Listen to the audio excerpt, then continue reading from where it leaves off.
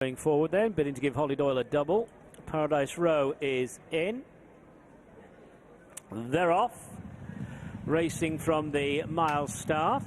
One of the slowest ones to go was Mount King, and this the Pat and Les Holmes Memorial Restricted Maiden. And here we have a difference of opinions. David Allen takes Mount King over to the running rail furthest away from the stands. The others are coming down the centre of the course. Milteye is the leader there, from Duke of Wyborn in the green and purple jacket, Owner's Dream yellow colours, and Paradise Row held up behind the leading three down the centre. Over on the far side, ploughing his own furrow, David Allen aboard Mount King. And as we see them side on, it looks as though Mount King could be in front, certainly alongside the centre group leader Milteye, followed by Duke of Wyborn and then Owner's Dream, with Paradise Row held up, and they're heading down the straight inside the final half mile of their journey. So over to the far running rail is Mount King. Down the centre, Milteye from Owner's Dream and Duke of Wyborn. Paradise Row is at the back. 2.5 furlongs left to go. And it is Mount King and Milteye racing wide apart. Others now coming off the bridle. Behind the leader is Duke of Wyborn, being driven along Paradise Row. Then Owner's Dream as they head now inside the final quarter of a mile. And they're now coming together, and it's Milteye, the overall leader. And Milteye hanging over to that far running rails, grab the far fence inside the final furlong. Milteye in front by a good 2.5 to 3 lengths as Paradise Row now stays on and passes Mount King, but this will go to Milteye. Milteye started life down the centre of the course, ends up on the far side. Milteye beats Paradise Row. Close places, Owner's Dream, Mount King and Duke of Wyborn. Yeah, he ended up on the far rail. Milteye wasn't there for much of the race, but the 11 to 8 favourite has got the job done and got a first career win to his name, and done so pretty emphatically as well. You can see those quirks, the way that he hangs across to the far rail, but he is just too good for these, and maybe he is going to be better than that official rating of 76, or it could be that some of those in behind aren't really value for the handicap ratings as it stands at the moment. Either way, Milteye has justified favouritism. He's still got a little bit of learning to do, but there's obviously an engine there.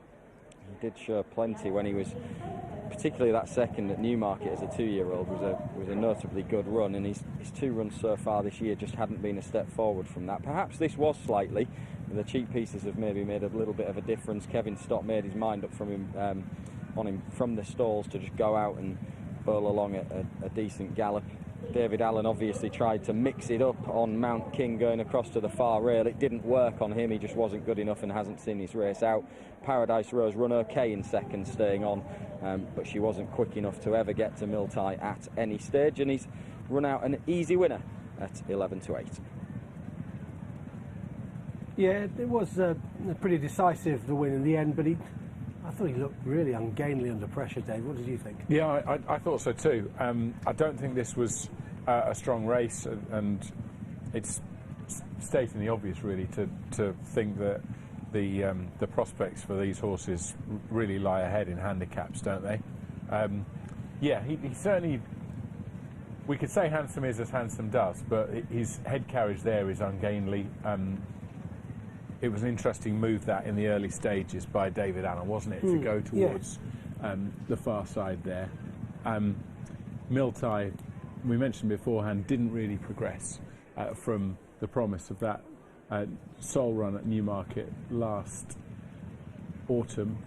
They had the cheap pieces on here, and he's got the job done at the 4th time of asking, but yeah, I think this was pretty modest stuff. There's the move of David Allen. Sort of looked at about the when they go past the camera, Angus, the other jockeys might have thought, hold on a minute, he's a length and a half up at this point. I think he was, wasn't he? He was certainly up, wasn't he? Yeah, he was. He was ahead. Yeah, he just didn't finish his race out, did he? Here we go. The others gradually drift across towards the rail, don't they? But he's ahead here. Yeah, he is.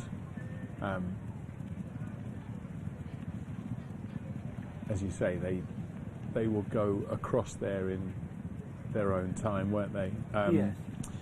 Paradise Row is, I suppose, taken a small step forward from that debut. I wouldn't want to get too carried away about this, though. I know connections don't like members of the media saying it's modest form and all the rest of it, but we have to contextualise it. You can't have the champions without their horses of more modest ability, after all, can you? They can't all be exactly. They can't all be wonder horses. And this horse, he gallops clear of his quartet of pursuers there. He just looks a bit. He does look a bit ungainly, doesn't he? It's the fourth start of his life, isn't it? Yeah. There's still time, and Jack Shannon's had a couple of winners the last couple of weeks, and it's going pretty well, I think, to his nascent training career. Yes, yeah, definitely. You can see there, look, after the line, he's wanting to hang right.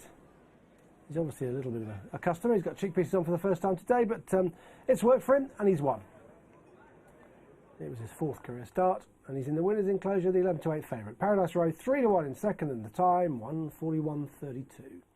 They've been slow times so far today at Reggae, and that is slow as well. I think we're dealing with ground that's definitely got some ease in it, and rather than being good, I'd say we're talking, well, good to soft anyway. You're looking at those. Looks like that during the early exchanges, doesn't it, really? It does, yeah, easily. I mean, Virgin, it's getting close to soft ground, those times.